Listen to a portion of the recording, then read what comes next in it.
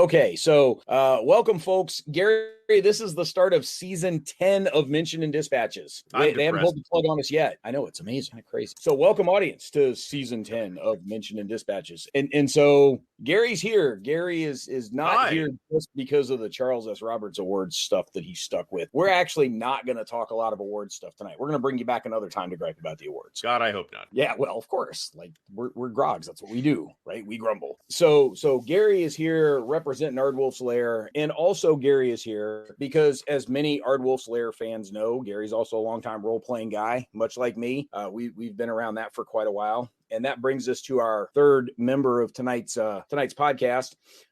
First-time person for us here on Mention and Dispatches, but a long-time wargamer and, more importantly, role-playing publisher as well. Mr. Chris Pramus is here from Green Ronin. Welcome, Mr. Chris, sir. How are you? Hello. I'm doing well. Happy to be here. We love having you. Look, this is your first time for our audience. Clearly not your first time on a podcast. I listen to them. Brant's mom and my mom enjoy listening on a weekly basis. Yeah. Hey, Fred's dog loves listening to our podcast when he's on his walks. He posts something from every one of those walks listening to our podcast. But yeah, so Chris, what's your actual title over at Green Ronin? Is it owner? Is it publisher? I'm founder and president and co-owner with Nicole Linders and Hal Mangold. We're the three owners. Gotcha. And again, knowing that our primary audience is a wargaming audience, not necessarily a role-playing audience, Green Ronin's a role-playing company. And I know you guys have the Age engine as one of your main things, but you also do some OGL compatible material as well. What's kind of the split? What are the highlights there for Green Ronin? So we got our start using the OGL. I started Green Ronin when I was working at Wizards of the Coast. And so I was there during the development of 3rd edition D&D and also during the discussion and internal debate about the open game license itself. So I had moved over from role-playing R&D into the new miniatures division, where I thought we were going to have the freedom to design miniatures games there, but it was Wizards and everything was political, so that ended up being a debacle. But anyway, after I was doing the mini stuff for a while, I thought, well, I kind of miss doing RPG stuff. I'll just start a side company to kind of, keep my finger in the pie, as it were. The first thing we published in 2000 was Orc, the role-playing game, which is a beer and pretzels role-playing game where you're all psychotic orcs. So it's a good time. That came out at what's that? I like it already. Yeah. Was that the John Wick game? No. Okay. Same era, but different game. Okay. Yeah. It was. I designed that with Todd Miller.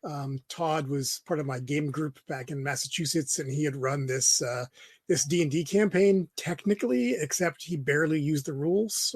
So we turned his, we ended up calling the World of Orcness into a setting, and it's a lot of comedy and lightheartedness. Anyway, that came out in Origins 2000, and then a month later, we released Death in Freeport, which was the first thing we did that used the open game license and the D20 logo, because those were separate things. We were one of the first companies to get anything out with that. We were there first day of Gen Con 2000 with Death in Freeport. It was us and Atlas Games who had, D20 modules for sale to go with the new player's handbook. And that went great. So then we spent a lot of years publishing D20 material, and then some stuff that used only the open game license. And one of those games was Mutants and Masterminds, which is still going 22 years later. So maybe 21. Anyway, a long time. Enough to drink.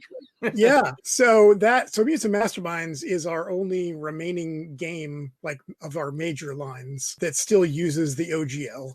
And we have had a long time publishing program for that called Superpowered by M&M, which lets other companies publish compatible material also using the OGL and with certain strictures from us to use the logo. So when the recent stuff happened, Mutants and Masterminds was my primary concern for us. Our other major lines all use the adventure game engine at this point, which is not an OGL game, and we just own it. And so I don't have any worries about that part of the business. For the wargamers who are going, what the hell is this OGL thing? So it's the open gaming license, and it's something that came out of some of the Wizards of the Coast reboot of, not that it was necessarily immediately an inseparable part of it, but it happened at the same time as the launch of third edition D&D back in the late 90s, early 2000s, when Wizards had bought out TSR and was coming out with their own stuff. And so for our audience who's not necessarily going to know what the open gaming license is, what does the OGL do and not do? Not necessarily within the political context of a lot of the recent blowups about, is it revocable, is it not revocable, but in terms of the practical substance of what it does for you as a publisher to have an open game license product. What does that do and not do for you? Well, TSR and after them Wizards, had a long history of having to deal with people who just went ahead and published D&D stuff, without a license. And some people were like, I don't need a license, I'm just going to do it. And, there were a bunch of things that came out that were unlicensed but had the D&D name on it. And the internet only compounded that because people were putting lots of stuff up on websites and blogs and all that. So part of the reason for the open game license was to give people a legal path to publish compatible material with D&D, where they wouldn't have to worry about WotC suing them or TSR. Well, I guess WotC by that point. And then Wizards wouldn't have to worry about dealing with all that stuff. So what it did was basically take the core of the third edition D&D rules, and they released them into something called the system reference document. And that was basically like the core of it. It didn't include character creation and some other things, some proprietary monsters and things like that. But basically it allowed you to come up with new stuff, adventures, monsters, spells, what have you. And when it started, there was a companion license to it called the D20 System Trademark License. And if you complied with some additional strictures, you could get this D20 logo and put it on your book. And that was a compatibility logo. So you could publish a D&D compatible thing with just the open game license. But if you want an easy way for people to notice it, like in a store, and understand that that's what it was, you wanted the D20 logo on it. So that's how it started. And, there was this whole big explosion of D20 stuff starting in 2001, really. There were a few of us in 2000 and then 2001. All, new companies were forming, old companies were like, hey, there's money to be made. And so there were then 5 years of just an enormous amount of D20 material. But eventually, when 4th edition came around, that was kind of a precursor to what's happened recently, in that Wizards wanted to not put 4th edition out as its own system reference document. They didn't want people using the OGL. They wanted to do a new license, which they floated, called the Game System License, that basically didn't make anybody happy. But as part of that, they took away the D20 System Trademark License, so you could no longer put that logo on things. So then it was up to you to brand them in some way that indicated compatibility. So like for us, we created a logo and brand called Third Era, and we just, all the books that we still sold, we swapped in the Third Era logo, and other people did similar things. Yeah, so people, it's weird. This was a major thing for a long time, but people in the most recent discussions kind of forget that the D20 license was a separate thing that worked with the OGL, but it was. So yeah.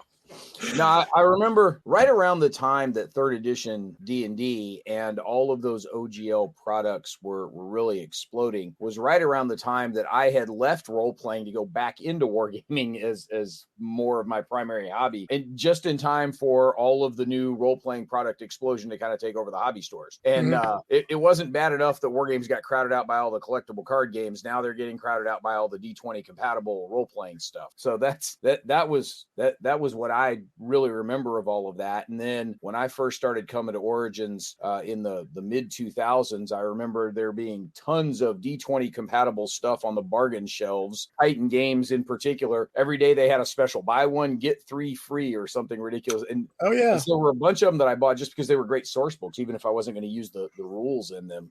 They were just fun books to read as a for instance. You still find some of that stuff in booths like that at Gen Con, like still hawking stock from 15 years ago in, often as buy one, get 3 free or that sort of thing. Yeah. Gary, thoughts on the history lesson there up to this point before we start diving into current events? So I guess we'll pick up current events with 5th edition then. But one of the things that, so we saw a couple of different approaches to the ability of other publishers than Wizards of the Coast to produce material using that system. Okay, we had, on the one hand, a large number of publishers published support materials that were basically plug-in things for D&D. Adventures, monster books, new classes, that kind of stuff, right? We also had, somewhat later, took a few years for this to gain steam, a movement called the Old School Renaissance or Old School Revival or whatever they're calling themselves nowadays, which is still around, which as part of what they did, rebuilt kind of simulacra of old editions of D&D using that SRD system reference document. Okay, so the OGL gives you access to this subset of D&D rules that is contained in the SRD. Okay, so they're two separate but related things. So we saw the what we call now retro clones, and there's different degrees of retro cloneness, if you want. And then we also began to see other publishers releasing their own unrelated systems under Wizards of the Coast's OGL, which is an interesting choice and seems like an ill-advised one now in view of current events. One example of this was Mongoose Publishing, which had licensed RuneQuest for a while and released a RuneQuest SRD, but they used Wizards of the Coast open game license. They did the same thing with Traveller. They created a Traveller SRD for their first edition of Mongoose Traveller, but they still used the OGL. And then other publishers picked up on that on obviously much smaller scale than with D&D, right? There's a thriving ecosystem of third-party Traveller publishers nowadays, which has always been the case for Traveller, but a lot of them now, in that same way that Intrepid individuals, Intrepid individuals kind of recreated or rebuilt D&D in whatever edition was their favorite from the OGL, because then Mongoose released the Traveller rules under the OGL, a something very similar to classic Traveller was recreated called the Cepheus engine. And there's a whole ecosystem of independent publishers that are now supporting Cepheus engine other than the people that do Cepheus engine. And all of that is built on the back of not an OGL, right? It's not like this is some generic document. It is the specific page of text that is itself copyrighted by Wizards of the Coast. And those are two of the things that we saw toward the end of the third edition 3.5 era and into the 4th edition era. And there's other examples as well of other game systems that got released under the OGL. And there are other publishers that said, hey, this is a great idea, but maybe trusting Wizards to never try and screw anybody over is a not great move. So we're going to create our own similar thing. Chaosium did that. They had their own plan, which is somewhat less open than the OGL, but it's the same idea. But they didn't just use Wizards OGL, right? So you're kind of, when you say that you're publishing this open game license material, you're kind of adding to that pool of material that other OGL publishers and designers and whatnot can draw on. Right. So we've now got this huge pool other than the original Wizards of the Coast SRD. They also added, we'll get to 5th edition, but there are other entire game systems that have been added to that pool of stuff. And the key to unlocking it all as a publisher is that open game license from Wizards that's owned by Wizards of the Coast. So Gary, hang on just real quick. Chris, I want to call back to something you mentioned earlier and just confirm.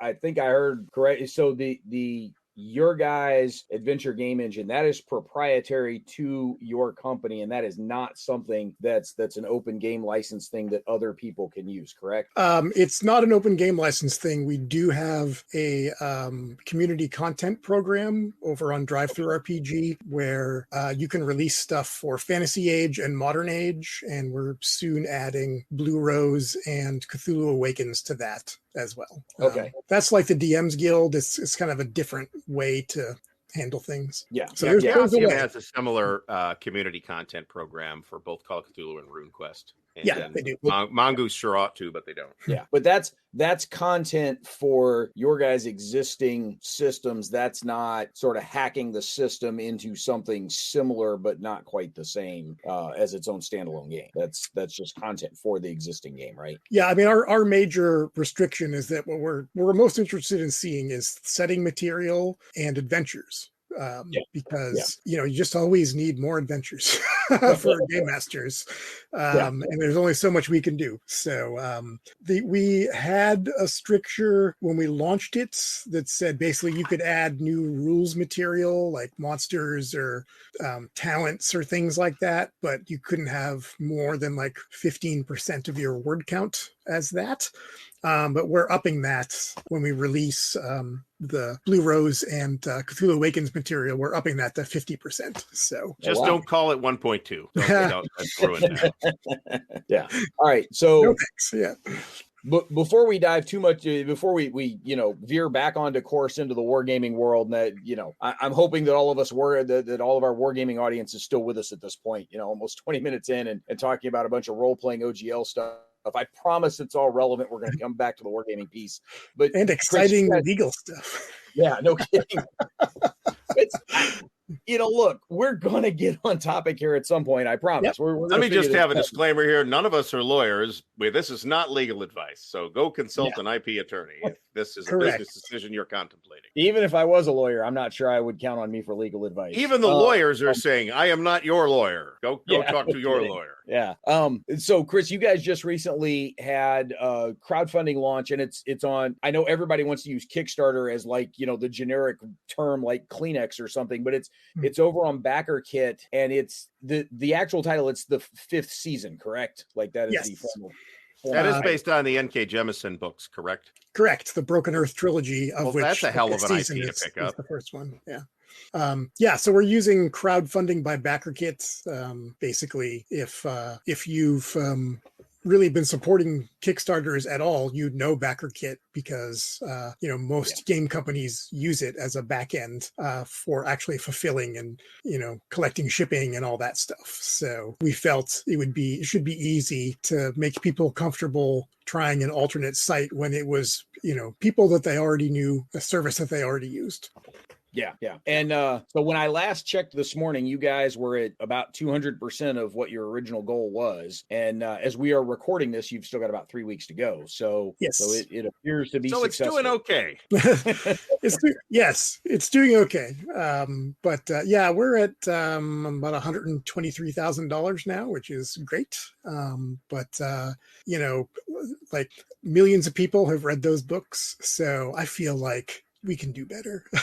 One of the things about that Broken Earth trilogy is like each book of it won a Hugo Award for best novel, and it was consecutive. Yeah, unprecedented. And the setting is just super interesting. N.K. Jemisin is she's really one of the foremost minds in speculative fiction, I think. So the opportunity to offer up the setting called The Stillness as a role-playing role-playing setting, was something that we definitely thought was a good idea.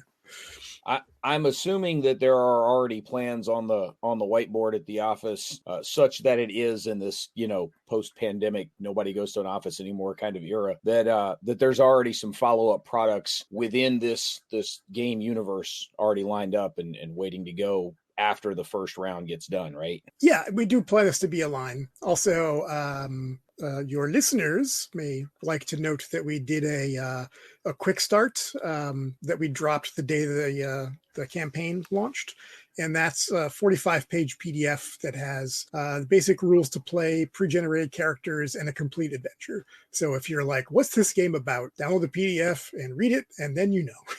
So, I have already flipped through the PDF. I've not played it; it's just me. But I've already flipped through the PDF, and it's it is definitely so with the limited background in graphic design that I have. I only taught it at the college level for a while. I will say it's a pretty impressive looking quick start. You know, a lot of quick starts, it's sort of barely more than the typewriter notes from people. Yeah.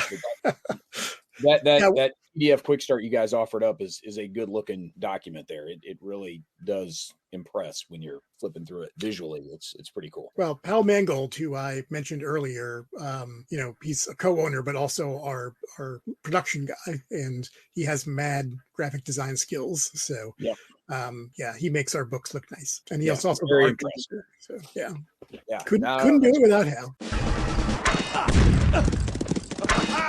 I promised the audience we were going to steer this back into the wargaming world at some point, and so we're going to make an attempt to here. And here's where this comes from. So, Gary, I don't know that you and I had discussed this too much, but when we had our last Dragoons admin team meeting, so me, Mike Colello from My Own Worst Enemy, you know, Bob, who helps run our forums, was there.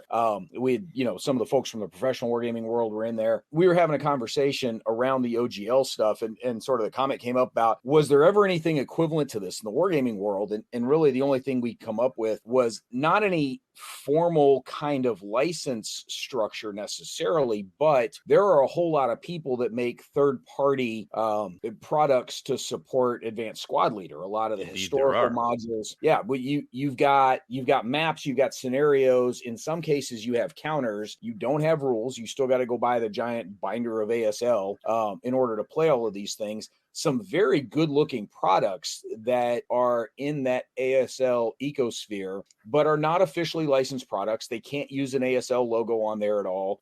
It's just sort of compatible with the leading tactical war game out there. Yep. Kind of. You know, most of them, I'm not sure even many of them even say that. Everybody just knows. Everybody just knows. Yeah, pretty much. And when you walk into Gamer's Armory, again, you know, like my local game store, but kind of the ASL store in the country with all the mail order stuff they do as well. Like there is the wall of ASL where all of these things are found in there. And so ASL was one of the ones that came to mind. The other one that came to mind was the Commands and Colors system, because GMT publishes Commands and Colors Ancients and Commands and Colors Medieval and Commands and Colors Napoleonics. But you also had Battle Cry, Memoir 44 from Days of Wonder. You had the Battle Lore line from Fantasy Flight for a while. You had a whole bunch of different companies publishing, even now, Commands and Colors Jacobite.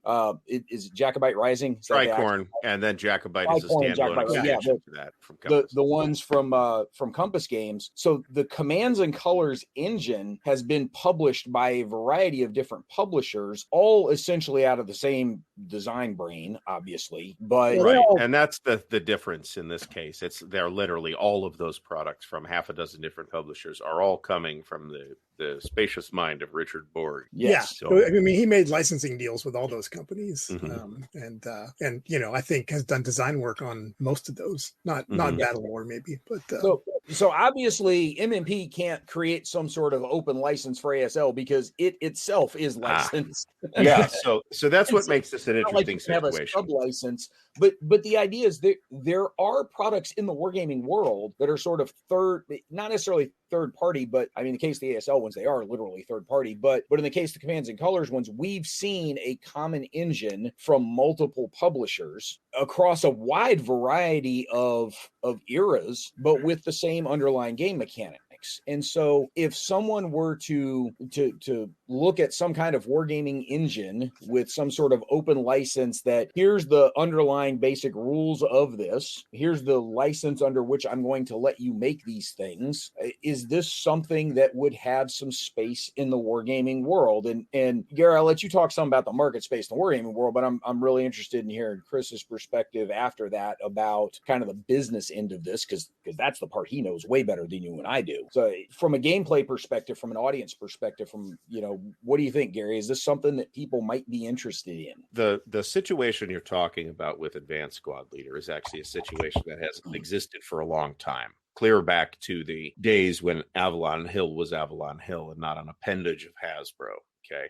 So the current publisher of Advanced Squad Leader, as probably everybody listening to the show knows, is Multi-Man Publishing, which itself started as a publisher of third-party ASL material. Okay, and Avalon Hill just kind of looked the other way as long as nobody misbehaved too badly. Multi-Man has continued that practice, but as you pointed out, Multi-Man does not own Advanced Squad Leader. Multi-Man Publishing licenses it from our old friends at Hasbro, who now return to the story. So that in itself is an interesting situation, but it's probably not up to Multi-Man Publishing to protect the IP, at least as completely as they might be obligated to, were they the actual owner. Okay. Yeah. So that situation still exists. There's a host of smaller publishers, some of which are producing very professional quality stuff. But the understanding is that it's all ASL compatible, and some of it says, leading tactical squad level system or whatever, but mostly people just know what it is. If it's from Critical Hit or Bounding Fire or Lafranc-Terreur or somebody like that. I think that the Richard Borg's analogy is not particularly relevant here, because you've got a single mastermind with that system who owns that system, who is kind of pulling the puppet master strings behind the scenes of all the various companies to get them to publish new and additional Commands and Colors games about different things, right? Well, it's not an open situation in the same way as even the de facto open situation that we have with ASL, or that we used to have back in the day with D&D before the OGL. So you're right that the Commands and Color stuff is all ultimately from the Borg, right? I love that, it assimilates everything anyway. But where Commands and Colors was the relevant comparison is that you've got a single underlying engine that handles literally from, sticks and stones all the way through spaceships. And which runs completely independent of considerations of scale. Yes. And it's something that has existed across a wide variety of publishers, some niche, some mass. I mean, you can find Memoir 44 in toy stores. Never mind. Not right now. Well, but the point being that it's something that is that game engine has not been kept in a single box with a single publisher in some way, shape, or form. So from a mechanical foundation, I think I see where you're coming from now with this Commands and Colors not. From a mechanical foundation standpoint, that's not a bad idea, actually, because we've seen how robust that core system can be. Yeah. I think when you say OGL for Wargaming, what I'm thinking more like is, let's go find those games from the late 60s through, say, the late 70s that were produced by something. We're talking mechanical foundations now, that were produced by Avalon Hill or SPI, or in many cases produced by SPI and then sold to Avalon Hill or stolen by TSR. There's definitely a common sort of lingua franca underlying a lot of those games. I mean, right? We make fun of Avalon Hill for using the same CRT in a dozen different games, right? Yeah.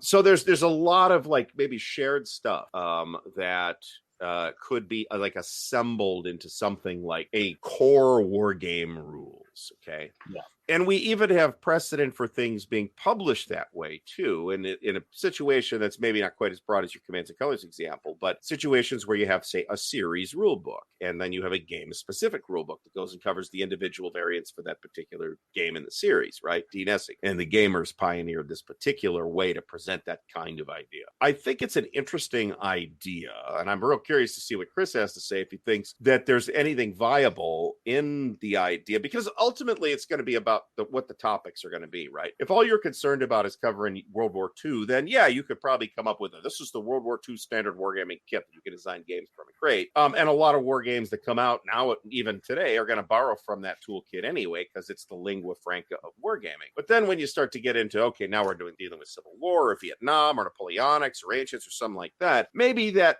foundation does not represent as secure a foothold as we might want. So the big advantage for the small publisher with things like the open game license as it pertained to D&D is you get to tap into a much larger audience than you would get if you just published your own game system. That's why you start to see $1 million Kickstarters for 5th edition D&D books by companies that weren't wizards. Companies that didn't exist the previous week. Yeah, in some cases. That's one of the big motivators. I mean, design wise, the specific expression of rules is under copyright, but not the underlying game mechanics. So anyone who felt like, rewriting the Tobruk system with just start from scratch and rewrite it with your own words, like you could publish that if you wanted to. Somebody shoot me in the face. You Seems are a good aware, Chris, idea. that somebody did that, right? Yeah, I was gonna say Critical Hit has done that for 25 I years. think they actually bought the system off. Yeah, I think so. Off the design. Yeah. They made it official. They made an honest woman of Tobruk. Yeah. So I mean, that's Wargaming world is yet to recover. it is possible that a company could actually help itself by coming up with some core mechanics that they release under a brand name and then just allow other people to iterate on. And what you're trying to build there is what's called the network effect, where there's more things available for people who like those rules. And in the end, it helps everybody theoretically. It would be easier if, say, Games Workshop took Warhammer Fantasy Battle and released, the equivalent of an SRD for that, because so many people have played that, that the mechanics will feel familiar to them. And if there was something like the OGL, I'm sure a lot of people would use that, but I think Games Workshop, you can't pry that under their cold dead hands. So literally cold dead hands. As our boy Cyrano is very fond of pointing out, Games Workshop is not a game company. They're a toy catalog company that happens to have a game engine associated with it. So a little bit harsh, but but not wrong. I mean, they kind of have a whole design studio of game designers, but yeah, well, yeah. but the primary business is selling the miniatures. Yeah, they gotta sell more toys. Circling back around to the idea of sort of the one game engine to rule them all, it's not necessarily, look, clearly there is lots of room for innovation regardless of a common engine or not. There's how many new role-playing systems published every year despite the existence of the OGL and that D&D system reference document, and despite D&D largely being kind of the underlying least common denominator that most role players share, because it's the largest and easiest thing to find, right? It's like everybody knows how to use Microsoft Word, even though they've got a personal preference of some other word processor. Mm-hmm. Everybody knows how to play D&D because everybody learned at some point, because that's the one thing you can find that all the role players have in common. But, Gary, where I was going kind of with the commands and colors thing, like you mentioned, it's something that has covered a wide variety of conflicts and scales and such. Similarly, GMT's coin system, we've seen used in how many different kinds of settings, there's between Pendragon and and Falling Sky all the way up through Vietnam, and now GMT's got Red Dust Rebellion, which is the sci-fi Mars game that's been in development for about 5 years now. That I think is it finally on P500, or is it about to go on P500? Oh, it's been on P500. It's still in art. They got a million pieces of art for that. Yeah, but even the guys, the Doctor's Wits over at Strange Machine Games with Robotech Reconstruction, it's something that we've been following for quite a while and have featured in some of our events. That leans heavily on some of those asymmetric coin mechanics for a well-known media license that we've seen the coin games cross a lot of different fields that you could almost make sort of a common reference, that system reference document for the coin system rules that you could plug and play with all sorts of different genres and scales and time frames. Those are the kinds of games that I had in mind when I was thinking, what would this shared rule set through an open license look like in the wargaming world? Because right now many of those are captive in some way or another, right? The coin system, for better or worse, is primarily associated with GMT, and yeah, you've got Werewolf coming from Legion that leans heavily on those mechanics. Troubles from Compass. Yeah. But the vast majority of those coin games, and in fact, the coin series volume fill in the blank, right? Those are all GMT series games, from Volko's original. The commands and colors engine, again, It's all board. The lock and load tactical engine that has been used for everything from World War II forward, Lock and Load Publishing owns those things. Mark designed that thing 25 years ago, and it when Mark sold the company, David took it over, and now that engine has been used for Mogadishu, for Afghanistan, for Gary's favorite fantasy war game of The Cold War Goes Hot. It's been used for a lot of World War II stuff. It's one of the few tactical Falklands games you will find. So I think there's conceptually, I don't know that wargamers have a hard time with this. The big question comes back to sort of the stuff Chris would know, which is, can you make any money on this? Like, is there any legitimate business reason for anybody in the wargaming world to say, hey, here's a set of rules. We're going to license them. Let everybody else build off of them. Go make something happen. Go make some magic, guys. I mean, Chris, does this thing have any kind of legs from a business sense? Well, I mean, I think what you really need is some established company to kick things off by opening up one of their core engines. And I don't know if there's anyone in the wargaming community who would do that, but they did, just as a way to encourage people's creativity, to keep them involved playing their game. I think it could work. But I also know convincing old wargamers to change their ways is often a hard path forward. What are you trying to say, Chris? Yeah. And that's probably the most polite way you could put it too. So. Yeah. I have often put it in a less polite manner. Well, and I'm one of those people. Yeah. Yeah. Me too. Profanity is allowed on the podcast if you need it. Yeah. I mean, someone would need to see the value of, because part of the things that it does is that people who might have drifted off to another game, like people who get sick of D&D and they were like, I want to try something different, and that's how they found Call of Cthulhu or Tunnels and Trolls or what have you. Having a lot of other publishers doing supporting material, the odds increase that there's something in that diaspora of material that will keep someone interested in continuing to play D&D or whatever the game is. And so that could benefit the company that chose to take a already somewhat popular game and open it up. But there's also no guarantees in life, so. Yeah.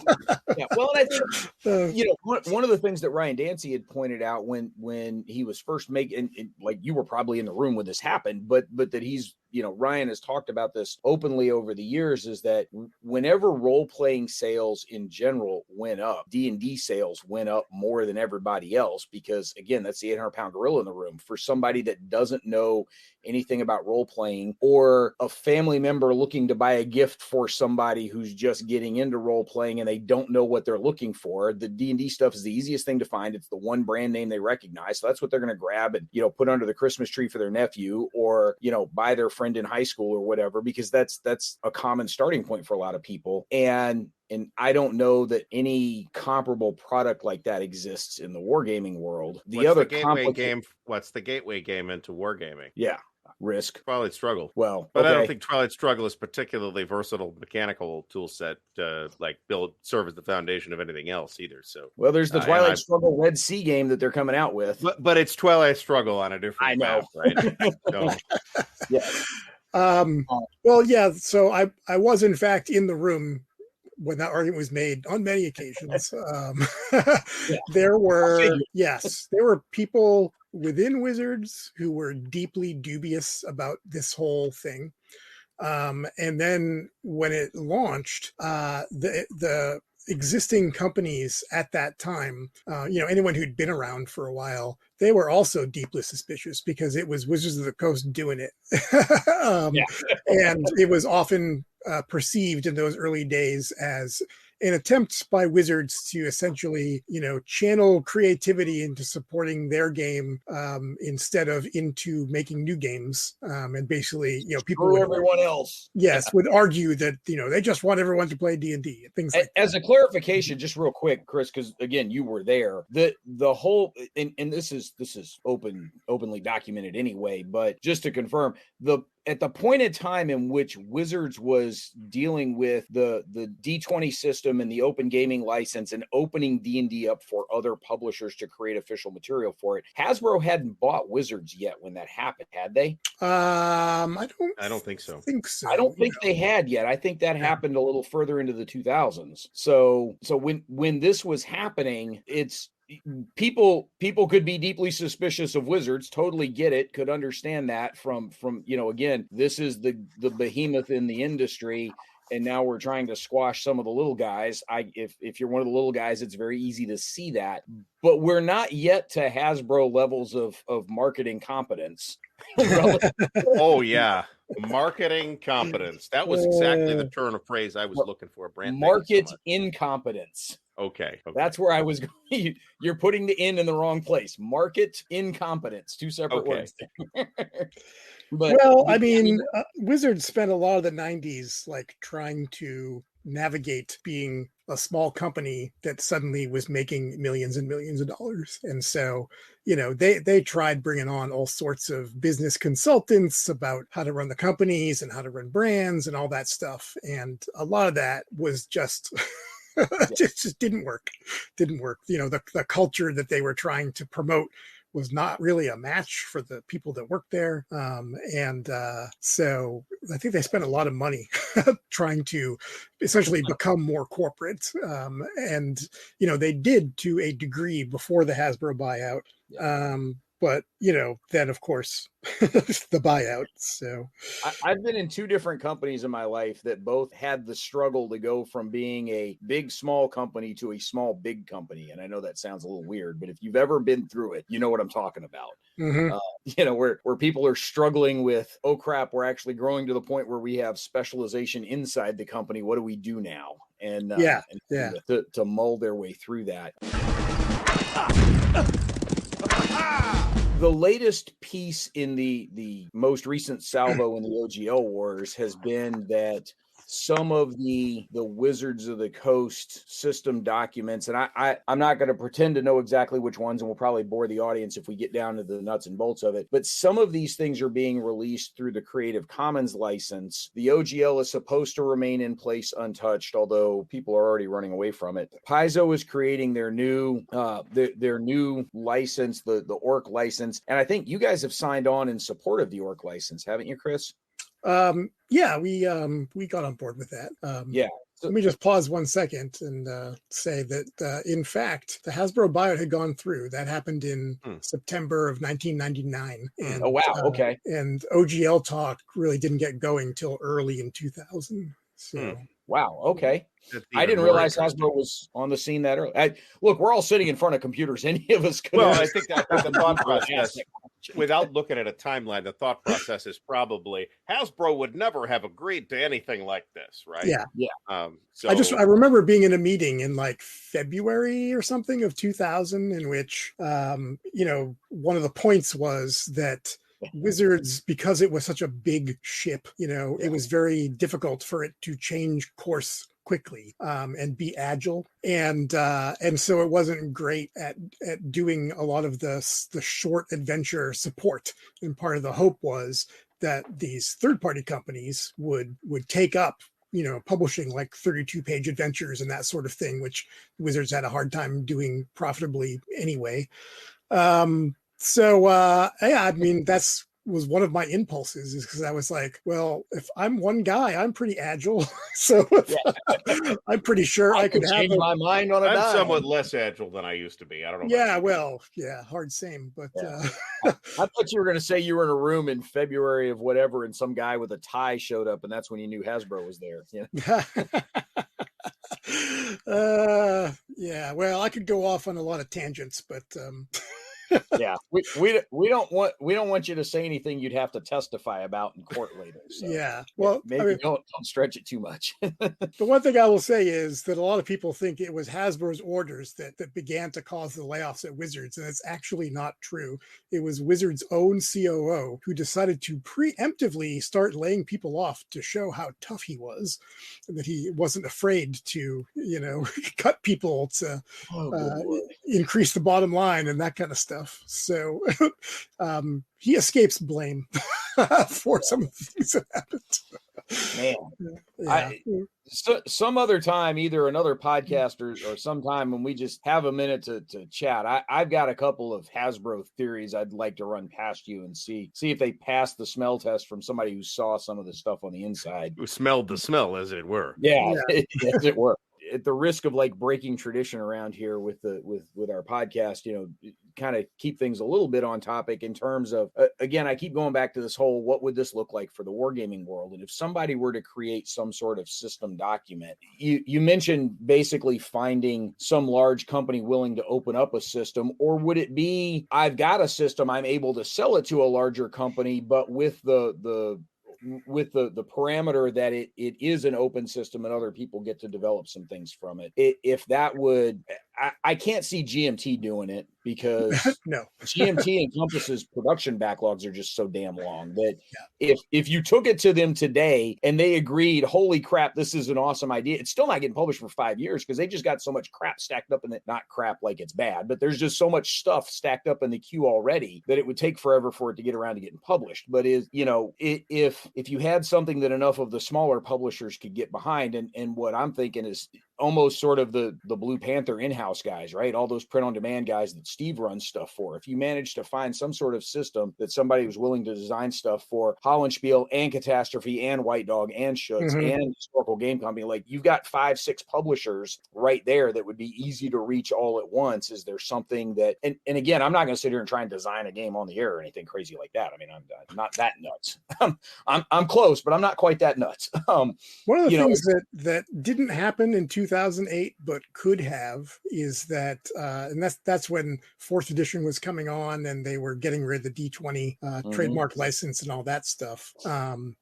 I talked to 2 other, big D20 publishers about the idea of the 3 of us going in and essentially revising the 3rd edition rules, and we would start a company together whose only purpose was to publish those core rule books. And so that company published the core rule books, made the money off that, split the profits. But then each of our individual companies could then publish compatible material with that game under our own names and logos and things. So essentially, the holding company published the core thing, and then individual members of that could then use it as a basis for their own stuff. That could be a way that 6 or something war game companies could find a way to work together under a scheme like that. Yeah, and again, I've not seen very much of the role-playing industry from the inside. I'm friends with a handful of people in the role-playing industry, but not ever really worked in it in any true capacity. Like the 3 role-playing products I ever published were completely self-published, and they're all 25 years in the rearview mirror. And there's a reason I'm not doing it anymore. Right? I wasn't very good at it when I was doing it. So much like my brief foray into wargame publishing, I wasn't very good at it when I was doing it. There's a reason I don't do it anymore. My first RPG company was a total failure, but I learned a lot so that my second RPG company went much better. One of the things that I think is really different in the role-playing publishing side of things versus the wargame publishing side of things is that quite frankly, the production's a lot easier. I was going to bring this up too. Yeah. I've got shelves of role-playing books, and they're essentially books, right? I can call up a book publisher. Self-publishing the role-playing stuff that I did in the 90s, I did at Kinko's. It was a lot easier because I was working there at the time. It's a lot easier to get away with, but it was all done just at a copy shop. Never mind how relatively easy it can be to get some book publishing done when what you need is a single book of 180 pages or whatever it happens to be, versus I need a map, I need counters, I need, whatever charts and darts and other accessories you're going to put with it. I need Gary to 3D print me a bunch of counter trays that I can have as a Kickstarter stretch goal or whatever it might be. And the physical component production, I think, is a lot easier with a role-playing game that you can get. The barrier to entry for that new publisher on the production side is a lot lower relative. Oh yeah, to particularly with print on demand now. Like when that started in the 90s, like you could tell a print on demand book from a mile away. But if the quality has really gotten way better since then. So oh yeah, I can't tell anymore, honestly. I got the I've been a big Mystara fan forever. Mhm. From that game world, I'm not drinking buddies with him, but I know Bruce and am friends with him. And I was the guy that organized Mystara Con like 2 years ago or so. Oh, okay. Oh yeah, I love those old gazetteers. Yeah, those are some of my favorite products of all time. And that's where I got to know James Mishler and a couple of other folks. And one of the guys, Glenn Welch, who's done a ton of Mystara content on YouTube over the years, has also collected the 5th edition handbooks for Mystara. He's finishing up the DM's guide right now, but had the 5th edition player's guide for Mystara, and they're freely downloadable as PDFs. Can't charge anything for them because it's the way the licensing works, but he's got them pre-formatted that you can go to, is it Lulu Press or something like that? Yeah, Lulu. Yeah, that you can, he's got everything completely formatted to them that you can just send them the PDF and say, print me one. And that's what I did. I paid for the snazziest version of this you can get, right? The glossy hardcover, fully fancy bound, whatever. It is as good or better than most of the hardcovers I can walk into a game store and pull off the shelf and say, give me one of these. Yeah, it really is incredible how well done it is. So I don't know if it was one person or a group, but some people, they did just a complete new edition of the West End Star Wars RPG from like 87, with all the rules options and stuff into a big book, and they did the same thing. So I have friends who paid, and you could get it printed with different covers. So wow. Get yourself on the cover. This was this was one of those ones that you, when you're paying for the print on demand, you're paying about $50. That's about what you're paying for most of the hardcovers these days anyway. But even as a print on demand one, it is comparable quality to anything you'd buy off the shelf in a professional sense. But Steve over Blue Panther and the Wargame folks know exactly what I'm talking about. Any role players listening to this going, Blue what? Steve over Blue Panther, I swear I have this vision of he's the Lulu of Wargames, basically. Yeah. But I have this vision in his warehouse that he's got some giant Dr. Seuss machine, right? He sort of puts a stack of cardboard in one end and hits a button, and like all these gears and buzzers and whistles and stuff go off, and a finished boxed game comes out the other end. I would definitely call that a Willy Wonka machine, but please proceed. But if Steve's probably a little closer to Willy Wonka than Dr. Seuss, to be fair. Having met Steve on numerous occasions. For folks that don't know that are listening to this, Blue Panther does all print on demand stuff for a variety of smaller wargame companies, and they were the ones that I was just listing a minute ago. Hollandspiel is the one they're most well known for. Catastrophe Games, White Dog Games. They've got a lot of the stuff from Schutz Games on license now. Where they're printing those things, the Historical Game Company, and Blue Panther is now publishing some stuff under their own name, where they've got all of the files. They'll provide all the templates for the publishers. They figure out how all the production pieces are going to work, but they don't print it until you buy it, and you're getting die cut counters, you're getting full fold out map sheets.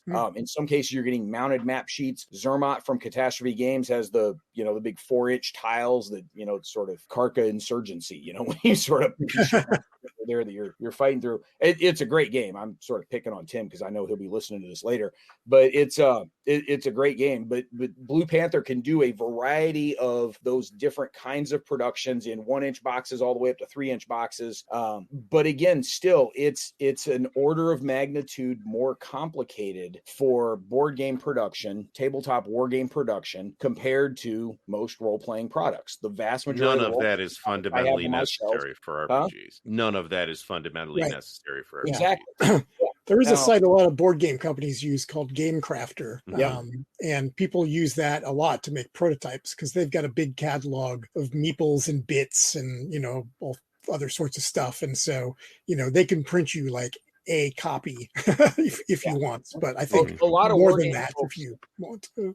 Yeah, a lot of wargame folks, especially in the professional space, will know the Game Crafter from the Aftershock game that Rex Brynan and Pack Sims published for the professional community. That's the disaster relief, humanitarian assistance training game that they've done. That was there for again, it's hobbyists could pick this up and get 5 friends together and kind of play in the afternoon. And they'll mechanically figure out all the rules. They're not going to get maximum value out of it because it's really designed as a professional training tool for NGOs and governments and organizations that help with humanitarian assistance and disaster relief. But the game crafter are who actually build and assemble those for them. So that's tying back into what you were saying there, Chris, about the game crafter does these things. Yeah. It's a useful site.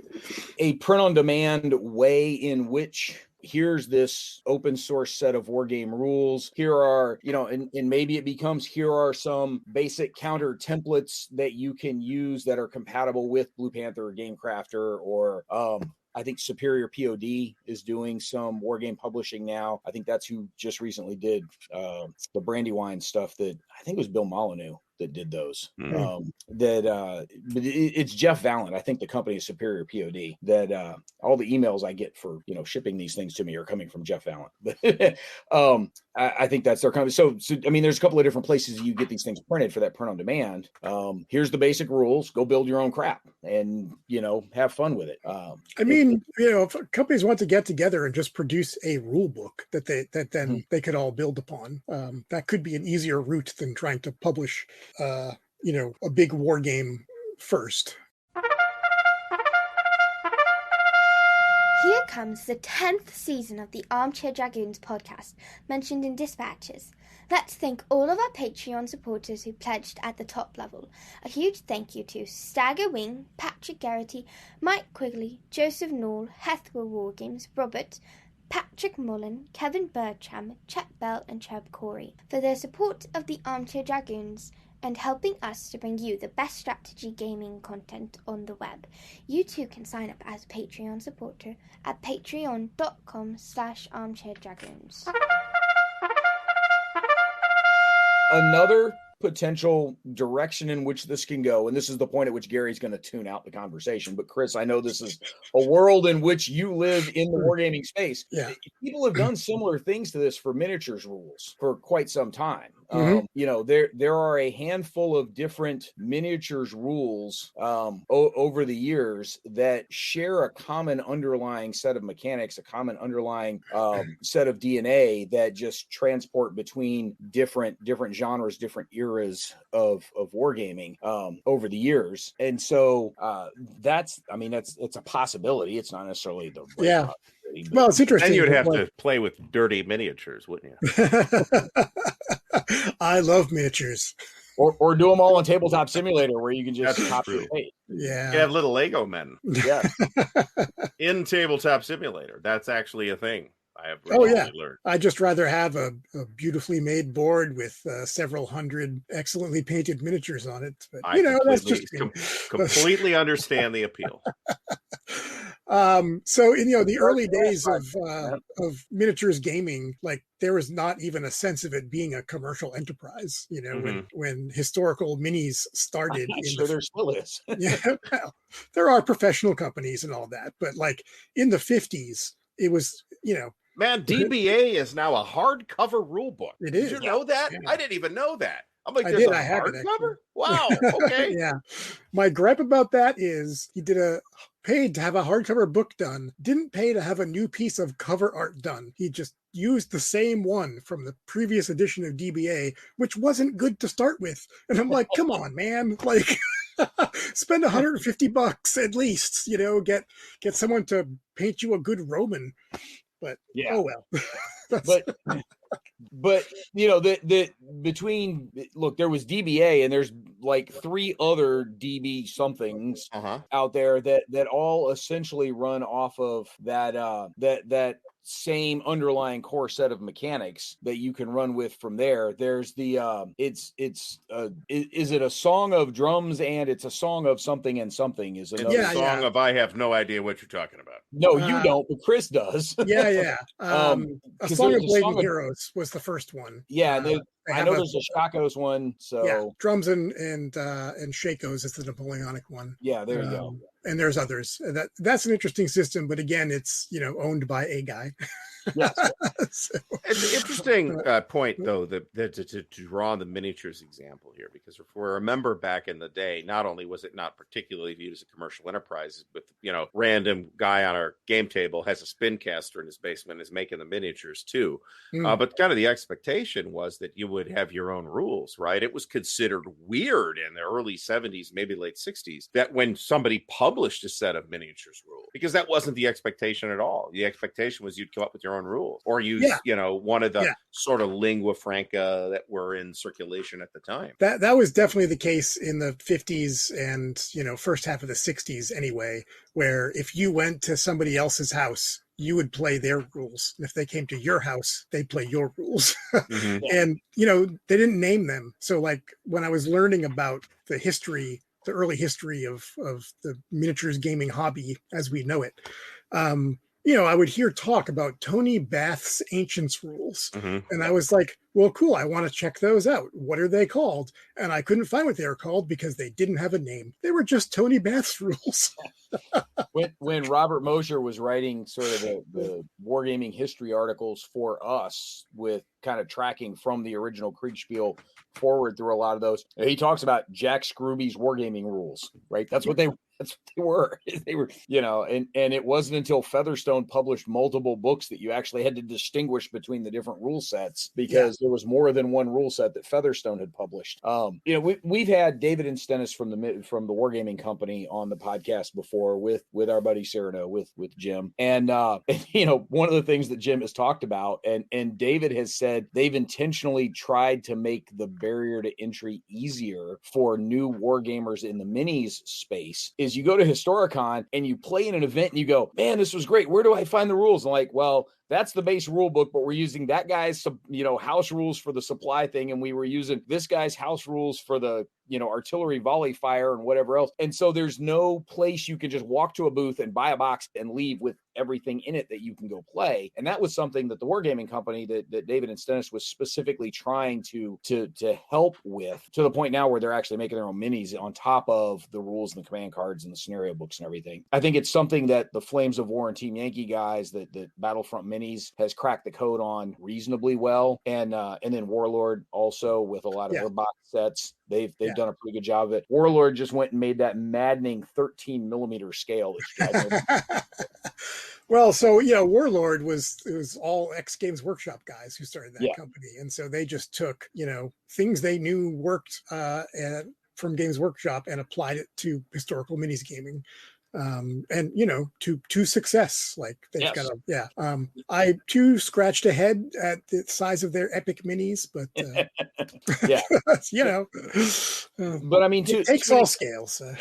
Yeah, to an extent, you do have a bit of. I think the minis wargaming world is probably a lot closer to the idea of kind of this open game engine, open game license kind of thing that we're describing, because with a core rule book of here's how the game works, your limitations at that point are what figures do you feel like painting and what terrain do you feel like building, and you're building your own scenarios, you're building your own content on top of somebody else's rules because you kind of have to, right? I mean, that's sort of, but the flip side of it is, if you're a minis guy, you're probably doing it because you enjoy the arts and crafts side of things anyway. But I think the minis world is already a lot further down that road than the tabletop world probably ever will be. The games that have tournament scenes, they are more buttoned up, where it's like, here's 12 standard scenarios, and when you go play in a tournament, it's going to be one of these and that kind of thing. But definitely the individual creativity that minis gaming allows, particularly historical, because you can do, design your own scenarios, do what ifs, all this kind of stuff. That's really some of the most fun parts of it. So.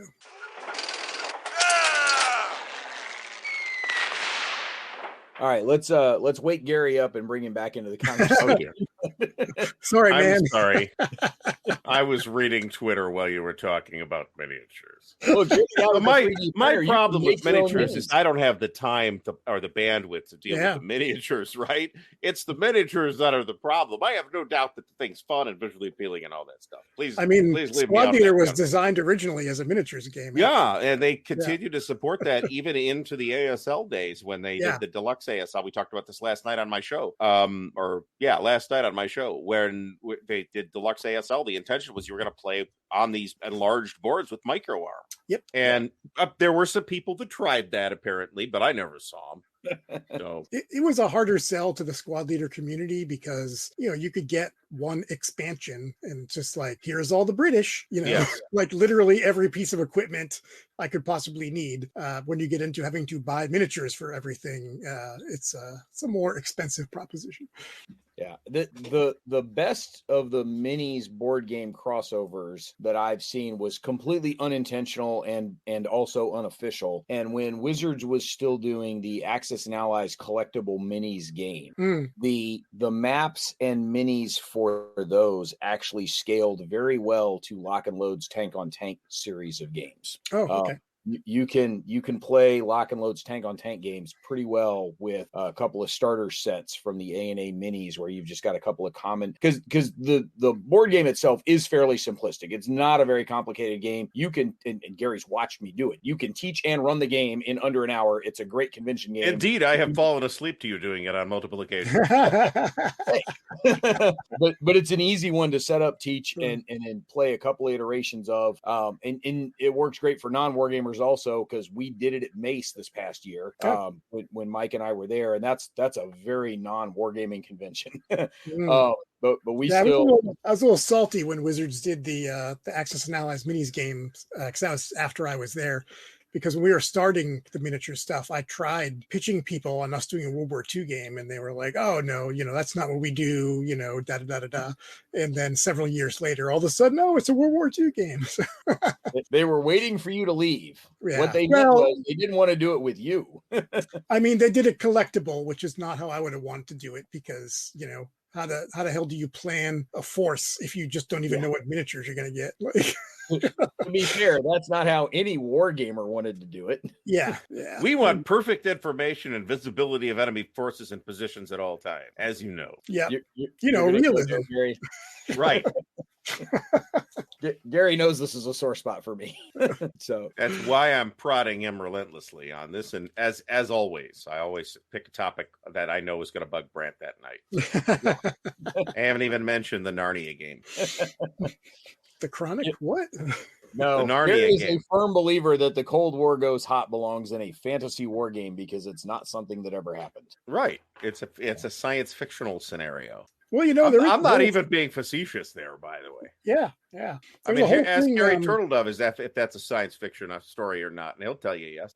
There's a thing that happened in England where it wasn't like one company doing it. A bunch of companies contributed to this. It was called the Very British Civil War. And it was about if there was a civil war in England in the 30s. And lots of people jumped off from that idea to do different things with it. Yeah, we that was the jumping off point. I don't know, probably about 4 years ago, back about season 3 of the podcast. That was the jumping off point for an extended episode with me and Ozarski going off about different kinds of alt history scenarios and sort of the what ifs of the world, and we didn't bring Gary on because we knew he was going to go off on Cold War Goes Hot stuff, but a very it's fine. There's nothing wrong with your science fictional scenario. See, I'm sorry, I mentioned miniatures again. Just goes on its own shelf, that's all. Yeah, the key thing for me, one of the reasons why those scenarios are resonate so much with me is I lived in Germany for a bunch of the 70s and 80s. Success. We've done it to him again. Once again, he is forced to defend his indefensible position on this topic.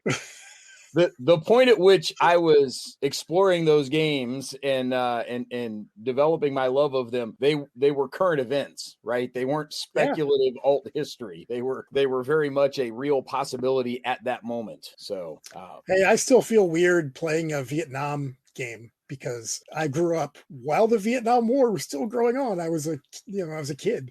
So that Imagine how John Prados felt in 1972 designing a war game about the Vietnam War when the war was still happening. yeah. Probably not too different from Volko and Brian working on a distant plane while Afghanistan was still going on. So Yeah, that's fair. That's actually absolutely fair. Although in their defense, they did cut it about a year before the design work actually started. They sort of got it up through, I guess the design work started in 2011. So they cut it at 2012, the last of the scenario, and the game came out in 2013, early 2014. So the point at which the game cuts off is in the past from when the game was published. So but yeah, that's that was about as current as you're going to get there. And of course our good buddy Ty Bomba has the upcoming War in the Ukraine game in Paper Wars in about 3 issues or so. There's an upcoming one for a current events game in Ukraine, and then Steve with the design on Contact Now, the redo of the don't tell me he's now retooling that to be a War in the Ukraine game. If you look in Paper Wars 102, there's a set of counters for skirmish battles in Ukraine with Russian and Ukrainian counters in there using for a game Contact that's Now. not yet released. So okay, that's optimistic. I'm just telling you I've got the magazine, man. I'm just telling you what's. I'm just I'm just Steve is a half glass half full kind of guy. What can I say? Yeah, I find I don't really enjoy more like modern era gaming because it's too close, I guess. I kind of prefer wars that are safely in the past. I can sympathize with that. Yeah, I'm not really into modern stuff either, but I've got a few. Even some fantasy games like 1985 Under an Iron Sky, for example, a light fantasy game, as we call it in my house. I'm not sure I would call it light. Oh no, it's 14 pounds. What are you talking about? It's literally 14 pounds. Yeah, 12 pounds of counters alone. My friend Rick, he grew up in Bremerton, here in Washington State, which is big Navy installation there. My wife's actually from Bremerton. Yeah. So when Battlefront put out Team Yankee, he was all about it, and I just wasn't. The Cold War isn't nostalgia for me, So and I was like, look, man, I'll play with you if you collect both sides, but I'm not gonna go in on this. And so he did. So we've played a few games, but that's as far as I've gone. The most recent Team Yankee expansion that they just finished shipping this month was their Red Dawn expansion. And one of the last things they dropped was the American Militia, was the Wolverines. And and so you can actually collect and paint something that looks, they called it Red Dawn. I don't know that they ever officially licensed it or if they ever needed to, or if they managed to clear it somehow or what. But I don't know. The sculpts don't look exactly like Charlie Sheen and Patrick Swayze, but they're close enough that with some decent painting, you can tell who they are. Yeah. But I saw that in the theater. Yeah. Chris, talk to us a little bit about some of your wargaming background. I know during the COVID lockdowns of everything, you had your curated quarantine series that you were running on social media where you were talking about all the different war games in your collection. I say war games. It wasn't all war games, but a lot of them were, and the ones that I read all of were. Talk to us a little bit about your war game collection and how was curated quarantine just because you were bored like the rest of us, or was there a larger point to it all? Well, I mean, quarantine was a weird experience, right? Like, particularly for me in that 2019 was like my best year for international travel ever, So I turned 50 that year. I did a 4 or 5 week trip to the UK. I flew up to, the Shetland Islands and the Orkneys and walked around in Neolithic burial chambers and cairns and all that kind of shit. Went to Australia for a convention. I went to Italy for the Lucca convention. It was great. And then I went from that to, I'm going to stay home for a year. One day just on a lark, I was like, I don't know, why don't I just like make a tweet about different games in my collection, like every day, we'll see how that goes. And the first one was, a single tweet about the D&D white box set, which was the first thing that I got for D&D back in 79. and then it just grew from there. So they became longer and longer, and I did a mix of role-playing games, miniatures games, board games, board war games, and other things in my collection, even one LARP. And it was a good outlet for me. In the end, what I thought was going to be like a lark, I ended up writing 100,000 words over the course of a year. So I ran it for 365 days. I did a hashtag creative quarantine. You could go onto Twitter and find it all, I'm sure. I'm pondering redoing it as a book, but it would actually take a fair amount of effort to take social media posts that were sometimes self-referential and weren't done in any kind of order into a book. But yeah. So as I just mentioned, I got into D&D in '79, and I soon started to read Dragon magazine. And in that era, Dragon was not just a D&D magazine. All the original TSR guys, they came out of the 60s wargaming scene, both miniatures and board games. And so they covered a lot of stuff in there. And that was my introduction to the wider game industry. And it was from there that, I learned about things like Squad Leader and games like Machiavelli and that kind of stuff. And so that's where I started with the war games. And it's just like things are so factionalized and have been for a long time, where wargamers are mad at role players, mad at LARPers, all this stuff. Everyone is very siloed away and all that. And at the time I was like, this is all just part of a grand tapestry of hobby games, and this is fucking great. So, let's be honest, everybody's mad at the LARPers, right? We all think everybody thinks LARPers are weird. Hey, LARPs can be fun, but yeah, so yeah, I mean, it just made total sense to me that I could play, Dawn Patrol on one day and space opera from Fantasy Games Unlimited like the next day.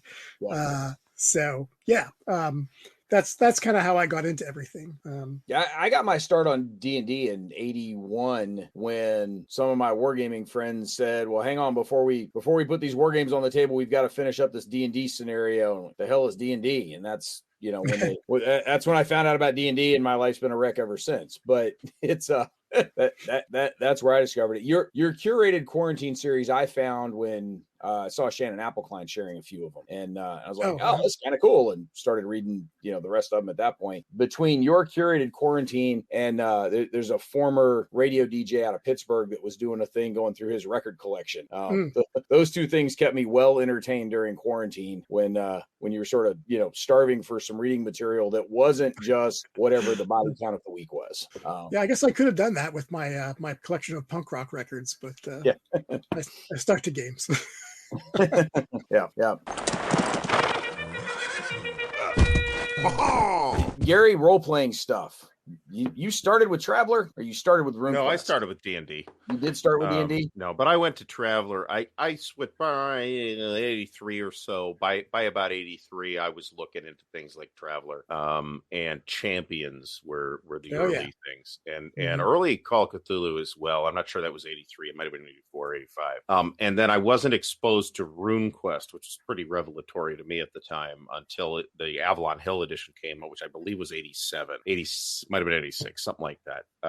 And of course, monumentally expensive at the time. It was, yes. Yeah, I think that was actually earlier, because I remember being like in high school, going to this hobby shop, and I would always look at RuneQuest, but I didn't have whatever it was, $40 or something for the deluxe RuneQuest box, and it's the equivalent of like $110 today, which is a quest price people will balk at, but if you're paying $110 for that, you're getting it on a sale. But you also it's the size of a car too, so I mean there's that. But yeah, I've been playing since I was first introduced to hobby games via SPI magazine games, actually. But then I was fascinated by the whole idea of D&D, because I knew kids that were playing it, and I wasn't playing it yet. So I get dated pretty precisely to my 10th birthday in May 5th, 1981. So when I got the Moldvay box set, basic set for my birthday, and then I played some war games, but I played a lot of RPGs. And then in the 90s, I played a lot more war games and a lot more RPGs and a lot less war games. And that continued into the early 2000s when I pretty much dropped out of wargaming because, like we mentioned before, they had disappeared from the convention scene. So I'm like, hey man, this whole scene's dead. Not realizing that I just wasn't in the loop. So I stuck with wargaming, pretty much dropped out of wargames, sold most, but thankfully not all of my war games. And now have rebuilt that collection, including having bought a bunch of the stuff that I sold off before, which I have of course done many times in RPGs as well.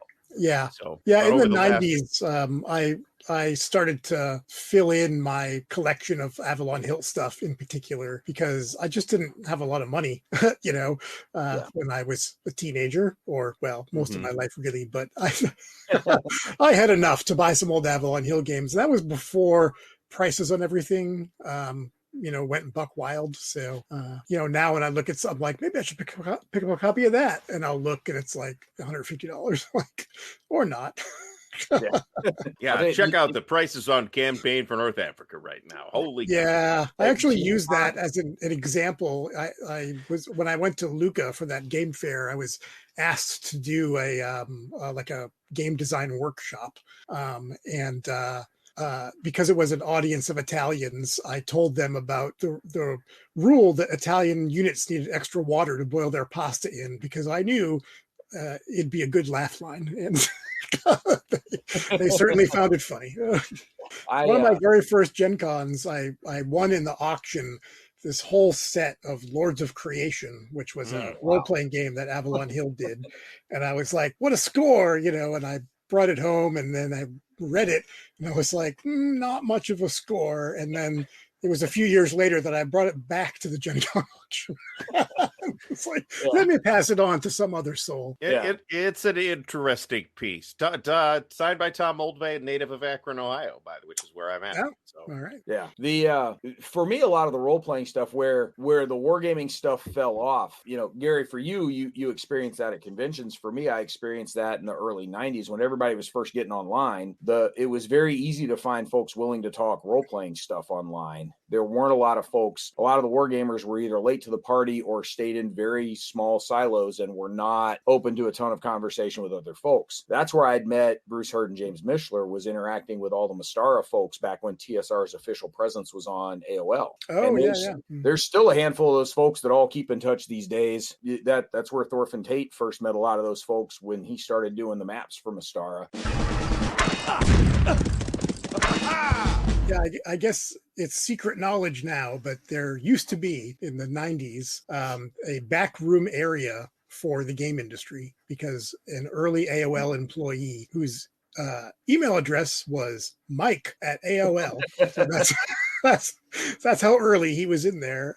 Pretty early. He liked gaming, and he set up this whole all these boards for the public, but also this back room where publishers could go talk. And that whole thing was really robust for a bunch of years. But then things developed, and AOL kind of faded away.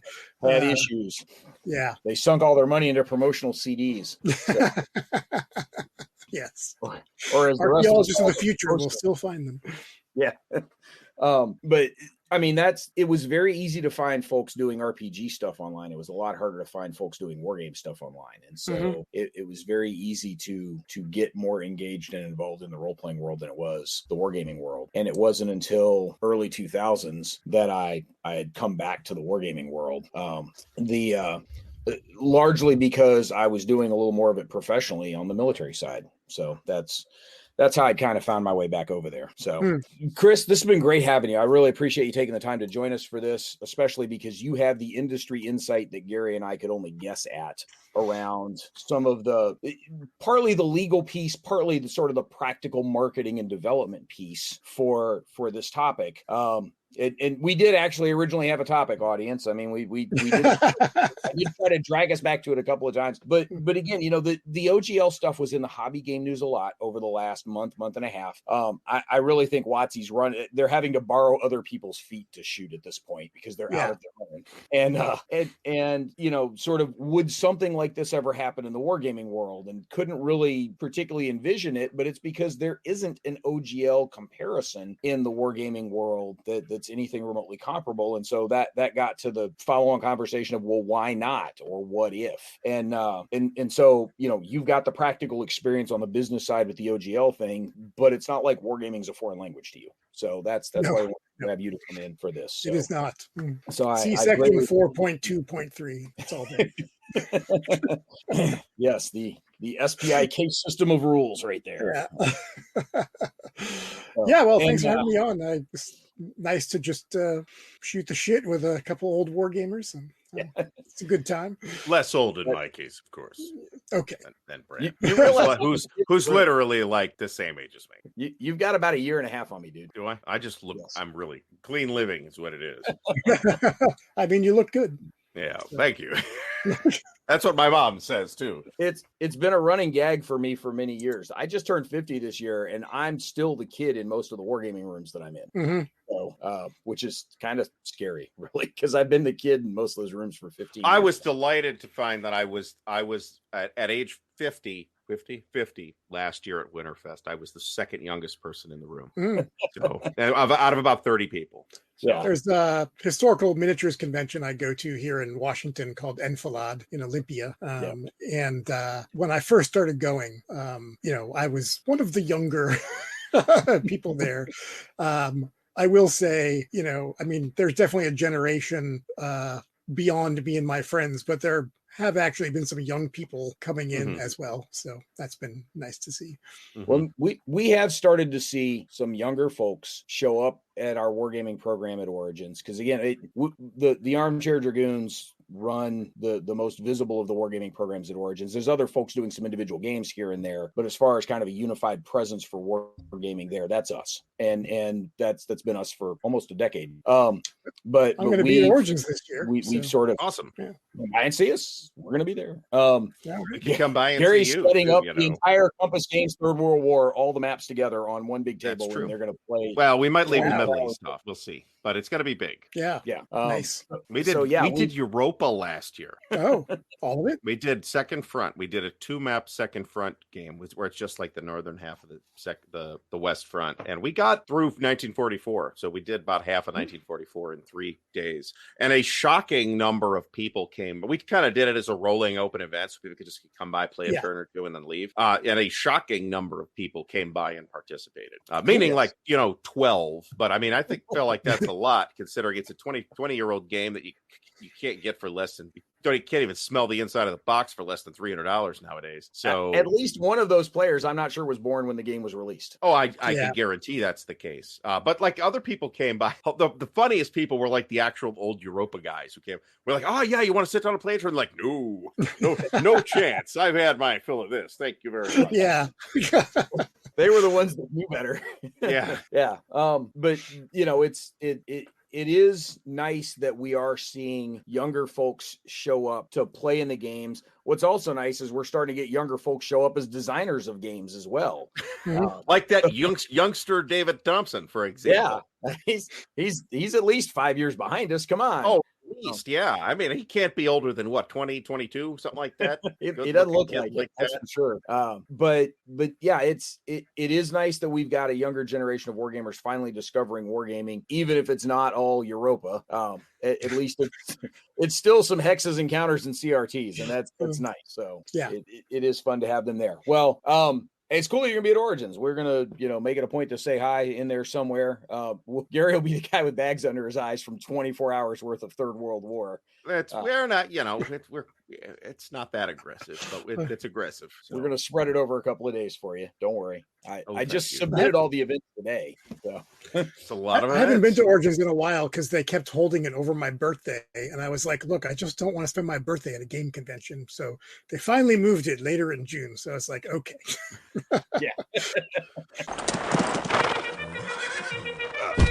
Audience, thank you for sticking with us through all of this. Gary, thank you for being here. We're going to bring you back a couple more times this season as well. Happy to be here, as always.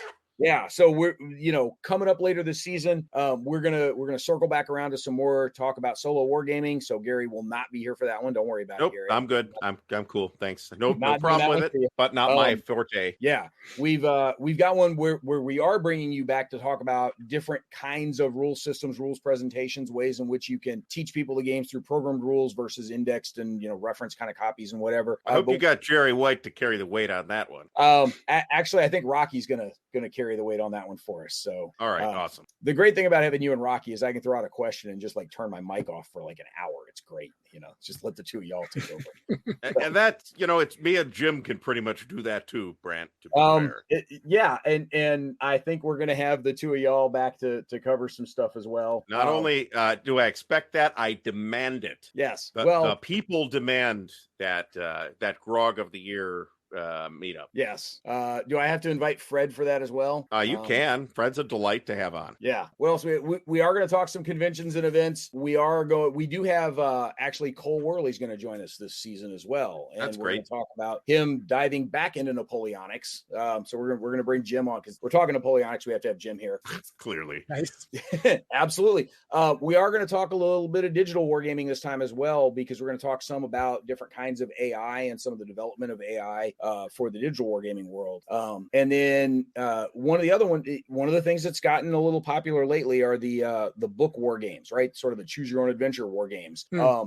Worthington has a couple of these out, and there's a few others floating around out there, but even like John Antall back in the 90s was publishing essentially these choose your own adventure kinds of professional war games, in book format. So we're going to talk some about those. So that's just a smattering of some of the things that we're going to cover over the next 13, 14 weeks this season as we lead up to the summer and then take our usual summer break because we're all off at conventions. In the meantime, audience, we'll catch you next week. Gary, I'll actually see you in person up at Buckeye Game Fest in a month or two, April. Yeah, and hope my car doesn't break down on the way home this time. Nice. My car won't break down on the way. So. Well, your car won't leave the driveway with the tree sitting on it. My car was just hauled off on the wrecker yesterday. So yeah. Oh. So a tree fell on it and totaled it. Yeah, it lost its saving throw versus wood. Save versus tree. Yeah. It's just a very large staff. Right, it lost the saving throw versus gods, wands, and staves. So, and then Chris, I guess we'll get a chance to finally see you face to face at Origins this year. So that'd be good. So yeah. And then audience, if any of you are going to be at either Buckeye Game Fest or Origins, stop by and say hi. We'll be the loud, obnoxious guys in the corner making fun of the Labatt players, because that's sort of what we do. And occasionally play a game of our own. And we'll see you guys then. In the meantime, thank you guests for being here. Thank you audience for being here. And we'll catch y'all next time on another episode of Mention and Dispatches.